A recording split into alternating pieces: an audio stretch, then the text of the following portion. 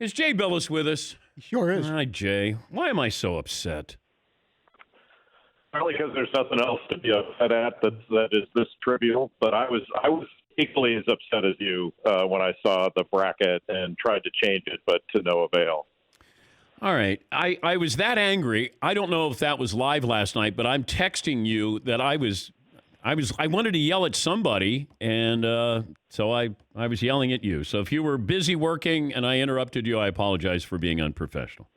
Well, that actually wasn't live. It was live on Tuesday night, or it was supposed to be live, and then Tom Brady, I think, hiccuped or something, and it was 5 hours of coverage live because there was a hint he was going to the Buccaneers. So wow. We had to tape it. We taped it. You know how that goes, Dan. We taped it as if it was live, and the taping as if it was live took longer than if it was live.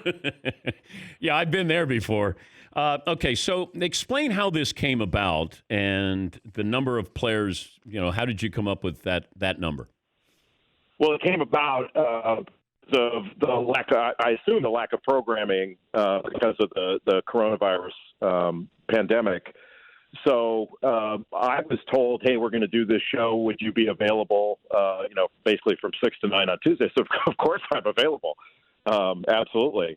But I don't know how they came up with it. When I saw the bracket, I had said, "Look, so the guy's got to be moved up here, moved down. What about so and so? How come this player's not on it?" And I didn't have any say in that. I think they made a couple of adjustments, but I don't even know who the they is. I just dealt with my producer on it, and it was a good idea. I mean, it's a really neat thing, and it's a good discussion point and a good argument. But to me, I don't know. I don't want to jump ahead, but to me, the whole thing begins and ends with Kareem. Yes. I mean, after we're like, what are we talking about? Like, Kareem was the greatest player ever. It's not a discussion point, and we can talk about the rest of them, but we know who's going to win before we start. It's Kareem. Yeah, and rightfully so. Now, if I take away Lou Alcindor, now we have an interesting discussion. I'm amazed that you had. I mean, Jay Williams should know better. He had Michael Jordan as the best college player of all time. Yeah, he handled it a little bit differently. If I understood him right, he was talking about if it were a one-on-one game, which I miss very much. Remember when CBS had during halftimes they had one-on-one and horse competitions among the NBA players? So he had it as kind of some one-on-one competition, which none of us had a chance to talk beforehand, and I didn't get that, but and I didn't get some of the other stuff. Like, I don't know if you remember what I did, but my thing was, I didn't care where the seatings were, and then I went through the bracket and said, "Well, wait a minute. Like, this is a misseating, so this guy's going to win. I'm going to move this one on and all that stuff." And mine was based on great. Who's the greater player? And so mine was like Cheryl Miller was the greatest women's player versus the second greatest men's player. I advanced Cheryl Miller to the final, and it was Kareem. But, so I went off great. Other people voted differently or said, 4 championships versus if Breanna Stewart had 4. And I'm like, well, I think if Kareem had played, he would have got 4. That guy was the game. And Seth Greenberg made the point. They changed the rules for Kareem when he was in college. Transcendent doesn't even – LeBron did not approach how good Kareem was as far as being a high school player, going to college, what he did in college, all that stuff. It was a different deal. Like, he was game changing in every way and above everyone that had played. I mean, and it stuns me, Dan, that people don't seem to remember how great he was. And it's not like I'm fine with let's argue about MJ versus Kareem, but it's MJ and Kareem only, and then everybody else we'll argue about a little bit later. But it's those two. Yeah, I liken Cheryl Miller to women's college basketball like I do Martina Navratilova to women's tennis. They were different. They were athletes in there. And Cheryl was, you watch Cheryl, like I watched the Women of Troy again. I've watched that documentary twice now just because that was a big deal at the time when they knocked off Louisiana Tech. And Cheryl scored 100 points in a game in high school. She was a difference maker. If you want to put Breanna Stewart as the greatest women's college basketball player of all time, I have no problem with that. You can't do any better than she did. You win 4 titles, and you're 4 times the most outstanding player. Diana Taurasi, I have no problem with that if you want to put her in there as well.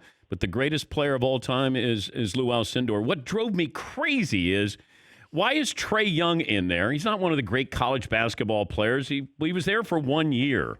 Why is I got Pete Maravich at 13. I got Jerry West at 13. What's going on here? I don't know. I don't know whether it was frankly because it was a television show, and I'm just speculating because I haven't talked to anybody about this. There are other more important things that I'm dealing with right now, and you are too. But my guess is, and it is just a guess, is that there were more younger people involved than older people, and they wanted a cross section where you did have younger players represented. Because I didn't think Kevin Durant should have been a psyop. He won 1 tournament game. No, I know. And the only thing I would say about Maravich, like I'm with everybody that Maravich should not have been a 13 or whatever he was. He should have been way higher. But Maravich never played in an NCAA tournament game. He had a bad team, though. I mean, he was the only guy on his team, and the tournament wasn't as big as it. Everybody makes the tournament now. I get it. I'm not saying he shouldn't be revered as one of the greatest of all time. But I don't want to go too far in the other direction either, because there are other guys like Elgin Baylor should have been in that, and Elgin Baylor didn't have any teammates either, and it's not like Oscar Robertson played with a whole bunch of superstars. Played with good players. I'm not trying to cast aspersions on anybody, but other players were able to get their teams to more wins, and Maravich didn't. Their teams didn't win. Not only didn't make the tournament, they didn't win at a high level. He was a great player. He no question, one of the greatest ever. Yeah. I'm not arguing that, but the idea that he should have been up with Kareem and all the others. No. When we're parsing out championships here, like some people are parsing out saying, okay, well, this guy won this many championships. He only won this many. And okay, Maravich didn't even play in the tournament. And everybody say we should be up here. I'm like, look, I'm not arguing he shouldn't be. But I'm like, we can't talk out of both sides of our mouths on all this stuff. I would take Jay Williams out of the 6th spot and, put Pete Maravich there. I would take Jay out of the entire thing after he picked Michael Jordan as the best college basketball player of all time. I just slapped the floor. That's what I just did, Jay. I just slapped the floor. The problem that Jay had was he was the 6th seed. He ran into another misseeded player, David Robinson. And David Robinson, as you remember, took Navy to the Elite 8. And were it not for the opposing center he ran into, they could have gone all the way. Yeah, no, that's a great point. You didn't bite on that one. No, I'm not. I agree with David Robinson when you were saying how he took Navy to the Elite 8. I mean, that's pretty amazing. Pretty amazing. And if it weren't, for the team and the opposing center he ran into, I mean, better. And you shut him down. Exactly. Yeah. It was the Dan Dockich of the Navy suitcase. And Leitner is in the conversation as well. I have no problem with that. But man, whatever. All right. I know. Let me tell you the Leitner one. I was a grad assistant when Leitner was playing. Maybe the greatest competitor I've ever seen. I mean, unbelievable. The guy was an unbelievable athlete. He could do everything, and has had equally an accomplished career as maybe Brianna Stewart, if you want to make sort of that argument. Yeah. But he what would you do? Who is the better player between Leitner and Danny Manning? That was a tough one for me. Just better player. I'm not talking about how many rings, list of accomplishments, because Danny's was damn close. But that was a hard one, like the 1-8 matchup in the second round. You're going, I'm not sure who's the better player. Danny Manning had less to work with, and that was one of the great tournament runs in history with Danny and the Miracles and what they did in Kansas City.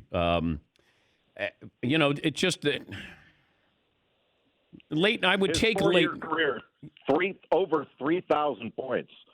Like, he had a ridiculous – he's at the top of every list, and that's where the Big 12 – these Big 12 records they talk about, that doesn't include the Big 8. Like, so all the guys like Trae Young's records and all that stuff, that doesn't include anything that happened, like Wayman Tisdale or Danny Manning or all those guys that played in the Big Eight. That doesn't even count for the Big 12. They didn't even bring those records with them. It's crazy. I got to go back to ESPN. I'm announcing now that I'm going back to ESPN, so I got to set some stuff straight up there. And I'll do it, Jay. I'm with you. I'll storm the front door with torches and pitchforks, just like you. I'm ready. The two of us. Can you imagine what a wonderful respite that would be to have us go in and argue about something as trivial as this? Well, you'd be Mr. Inside, I'd be Mr. Outside. That would be the show. Right. Doc Blanchard, Glenn Davis. Yeah, I'm in. Yeah. Well, that was my nickname in high school. I was Mr. Outside. That was just your social nickname. No, I didn't go outside my social life, but I did when I was taking jumpers. I was Mr. Outside. Just letting you know. Oh, I thought you were talking about being like the boy in the plastic bubble. special relevance now. Jay, you remember that show? Yes, I remember. I thought you were on my Travolta? side here. That was John Travolta, wasn't it? John Travolta, and the song was written by Paul Williams. Oh, God. All right. Go back to doing whatever you were doing, and thanks for joining us. Yeah, I'm watching Better Call Saul. I'm getting through the first season. It's fantastic, by the way. Yeah, it is. It's well done. Thank you, Jay. All right, brother. That's Jay Bilas.